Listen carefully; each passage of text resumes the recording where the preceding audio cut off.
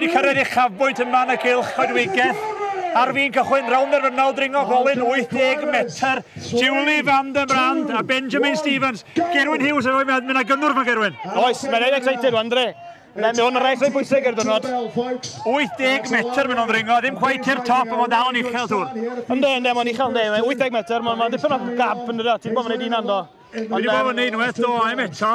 Ond mae Julie yn dangos y ffordd. Dim ond un ferch sy'n y rownd yr rynol ar y funud. Benjamin yn llithro chydig o ddiochr o. Ne, ond mae'n amlwg yn dweud bod Julie wedi climio lot mwy na Benjamin yn dweud. Mae gen i well techniques, mae'n iwsio ei choesau.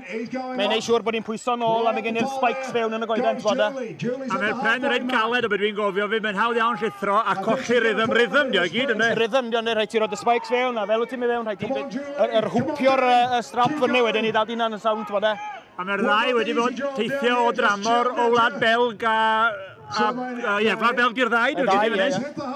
Ond Julie sy'n dangos y ffordd y funud, a hi sy'n mynd i gyrraedd gyntaf.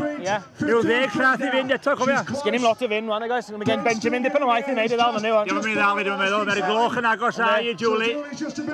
Unwaith arall eto. O, di ni cael... Do! Fi o jyst i methu o. Mae rhaid i canu ond oes. Mae'n ambell ddim i wneud, mae wedi jwmpio a methu yna. Mae wedi canu ar y Benjamin beth bynnag. Mae'n gyffroes Gerwyn. Ynddi, chwarae teg. Mae wedi dringo dda iawn chwarae teg.